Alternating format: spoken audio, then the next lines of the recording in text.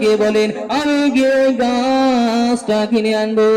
জোরে বলো সুবহানাল্লাহ, আর একটু জোরে বলো সুবহানাল্লাহ। ও যুবকেরা, ও আমার মুরব্বিয়ান রাজেরা, মায়েরা, বোনেরা, মহিলারা, আল্লাহ নবী আদেশ দিয়ে দিলেন, আল্লাহ নবী অনুমতি দিয়ে দিলেন, আল্লাহ নবী সাহাবী হযরত আবু দাদা রাদিয়াল্লাহু তাআলা আনহু ইহুদির বাড়িতে চলে গেল, ইহুদির বাড়িতে পৌঁছে গেল।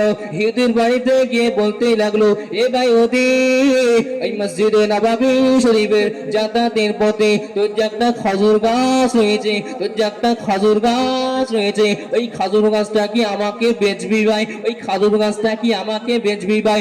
ও যুবকেরা, ও আমার মুরব্বিয়ান বাপজানেরা, মায়েরা, বোনেরা, মহিলারা, ওই সময় ইহুদি বলেছিল, ওই সময় ইহুদি বলেছিল, এ আবু দাদা, এ আবু দাদা, তোর তো 50 খানা আজোয়া খেজুর গাছের বাগান আছে, তোর তো বড় বাড়ি আছে, তুই কেন আমার ওই নারা খেজুর গাছ, যে খেজুর গাছে খেজুর হয় না, কেন আমার খেজুর গাছটা কিনতে চাস? কেন আমার এই খেজুর গাছটা কিনতে চাস? ও যুবকেরা, ও আমার মুরব্বিয়ান বাপজানেরা, মায়েরা, বোনেরা, মহিলারা, আল্লাহ নবীর সাহাবী হযরত আবু দাদা রাদিয়াল্লাহু তাআলা আনহু ওই সময় জানিয়ে দিয়েছিল, শুনিয়ে দিয়েছিল, এ ভাই ওই গাছটা আমি আবু